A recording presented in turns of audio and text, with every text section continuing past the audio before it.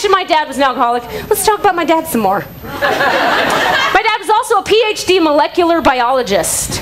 And that's a beautiful thing. But it was challenging growing up with a really sciencey, cerebral, smart guy dad.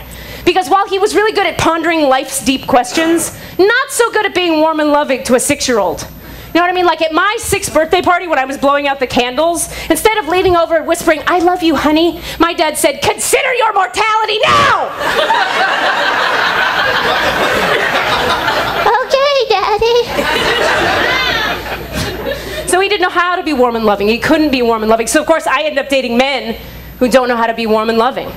You know what I mean? I'll be like, "Okay, Jenny, see that guy over there in the corner? Yeah, the one making out with that other girl? That's my boyfriend!" And I think any attention at all from this guy is warmth and love. I'm like, "Honey, are you ready to go?" "In a minute! God damn it! He's so into me." So this led to some self-esteem issues. I've had some self-esteem issues. Clearly. I find it difficult dating when you have low self-esteem. You know what I mean? Particularly if you have low self-esteem and any modicum of intelligence. Because women like me, we get really good at picking out all our own faults. So we think any guy we're on a date with who isn't picking out our faults is an idiot. You know what I mean? Like, "Katie, it's been such a pleasure being on this date with you. You're so intelligent and attractive and fun to be with." On the outside, I'm going, "Well, thank you, John." And on the inside, I'm going, "What a fucking loser."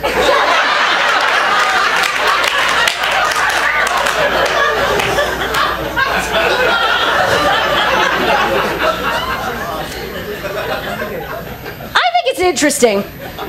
Since we've already gone to the bottom of the barrel, you guys, let's go beneath it. I think it's interesting how some men, not all men, you guys, but some men seem to think that women, all we want, it's very simple. All women want is a dude with a huge cock. That's all we want, dude with a huge cock. We want him to come over. We want him to manhandle us. We want him to take us by the hair and just work us over with it. That is true.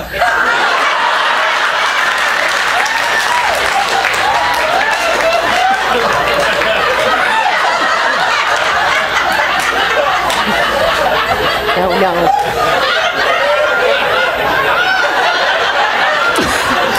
But you guys, okay, right? Ladies, back me up. There's a point at which it goes too far, right? You know what I mean? Like if a guy unzips his pants and his penis is the width of my head, I am not excited, I am frightened. Okay? And guys like that always say the same thing. They all say the same thing across the board. "Yeah, you like that, don't you?" I feel like they go to some fucking big penis man convention together. And they're all given like a pamphlet, and it's like, "Page 7, what to say when you reveal your very large penis." "Yeah, you like that, don't..." "No, I don't like it, I'm afraid of it, it's not gonna fit in here."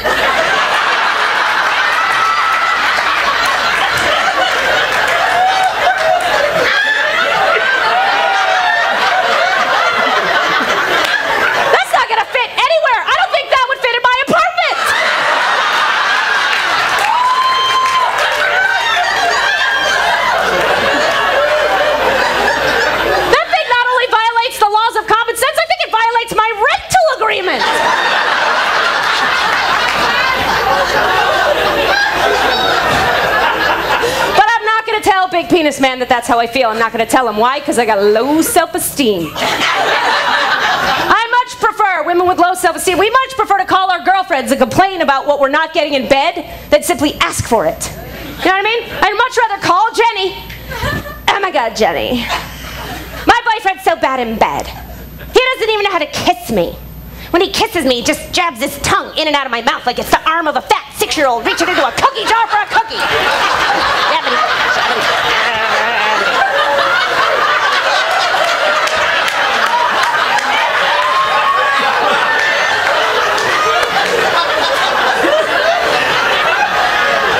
And Jenny's going, "Well, did you ask him for what you want?" "No." "Why not?" "Because then I'd be giving him directions all night. A little to the left, honey. A little slower. Put the ferret away. Ferret.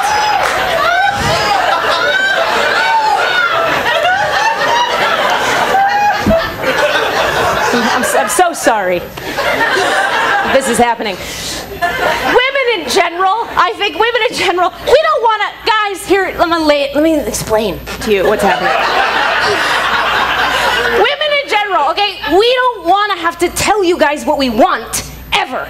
We don't want, if you have to get us a gift, we don't want to have to tell you what to get us. And I'm going to tell you why.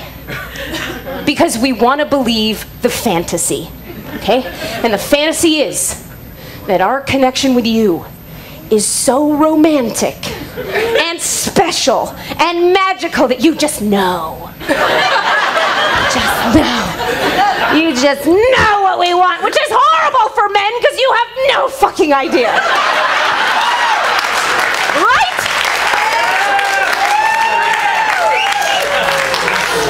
This is why there are men wandering around shopping malls all across America going, there's so many stores here. Which store do I go in first? What does she want? What does she want? I don't know. A power drill? Is that good? So when you guys get us a gift that we actually like, when you manage to pull it off, we take it as evidence that the fantasy is true. We're like, honey, this is the most beautiful thing any human has ever bought for another human in the history of time. It's like you know me so well. It's like we share a soul. It's like we're one person. And on the outside, you guys are going, I know my girl. And on the inside, you're going, thank God that fucking worked out. I know what the fuck that thing is. But I want to explain something else. It's so hard for the gentlemen, I think. Here's why. Because women, the reason we expect this of you guys is because women do it for each other really easy. Okay, if I have an hour-long conversation with my girlfriend, I promise you, at the end of that conversation, she has done 3 things. She has paid attention.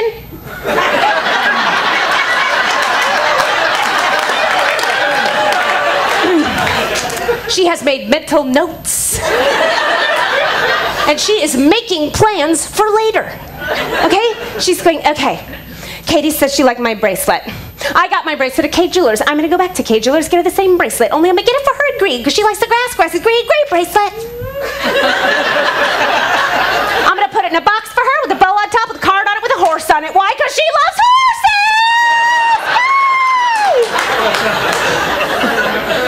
If I have the same conversation with my boyfriend, at the end of the hour, all he's doing is going, she's still got her clothes on.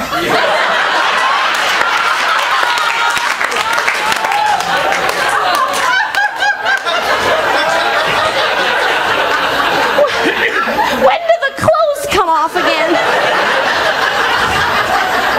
This is hard.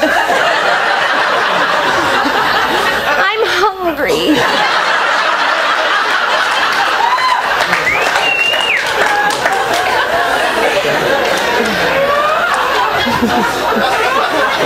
Yeah.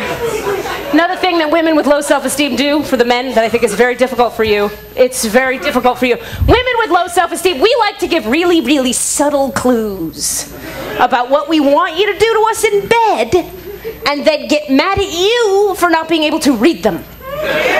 Okay? We're like, ooh, that's maybe. Oh, do I have to spell it out for you? And you guys are like, yes, please spell it out. Because you guys want it to be simple, right? You want like bullet points. You want like a step-by-step instruction manual. Step 1, remove vagina from pants. Step 2, gently stroke upper portion in a circular motion as depicted in diagram A. Step 3, insert 2 fingers, not 1 or 3, but 2 into vagina. While repeating step 2 with tongue.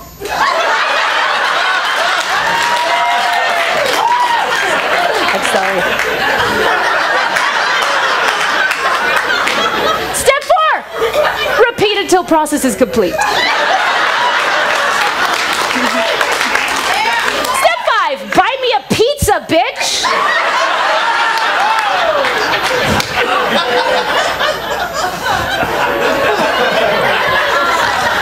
Oh my God. Another reason it's hard for me, I don't know about any only children here besides myself? All right, only children. I have a hard time with relationships for another reason, you guys. I was an only child, but also my parents never outwardly fought about anything. They just kind of silently resented each other all the time. So I never got comfortable with arguing. You know what I mean? Like, I always envied my Cuban and Jewish friends. You know what I'm saying? Because I go to my Cuban friends' houses and they fought about fucking everything. You know, I loved it. They were like, oh yeah, where's the rice? It's in the kitchen. Where did you think it is? Where did I leave it? I don't know where you left it. How am I gonna know where you left it? Because where do I always leave it? Sometimes you leave it on the stove and sometimes in the refrigerator. I don't know. You can look at you. You don't have eyeballs.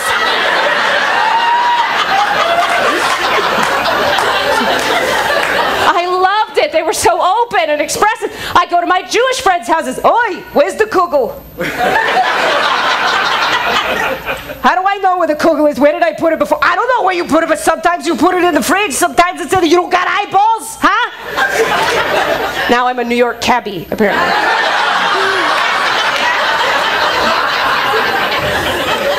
I loved it. They fought about everything. It made fighting seem okay. You know, in my house, we weren't allowed to fight, so everything was very tense. Where's the rice, John? Isn't it usually in the kitchen? Sometimes.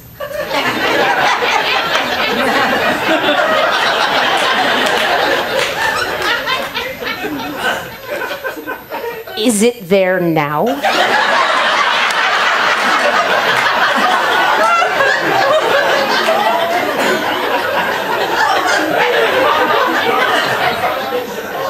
I don't know.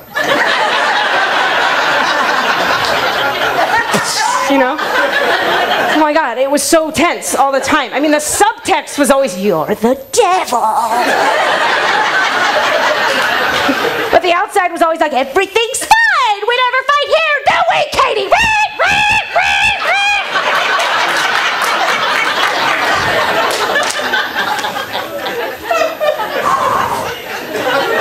It's funny how the healing process works, you know, around some of this. It's funny how it works because, like, you guys find this, you could be completely blind to something, like forever and ever and ever, years and years and years, and one day you just get it.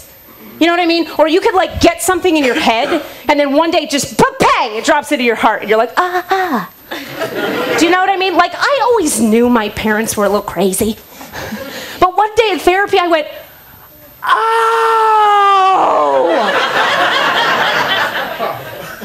Those people were crazy! No wonder I have such a hard time in my life. You mean not everyone's dad is known around town for his testicles? Who knew? You know, and I suddenly had all this compassion for myself, you know? No wonder I'm so desperate for love and attention, you know? No wonder I doodle a little heart over all my eyes. No wonder I'll sleep with anyone who makes eye contact with me in the checkout line at Safeway. I don't do that, that's bad. Anymore.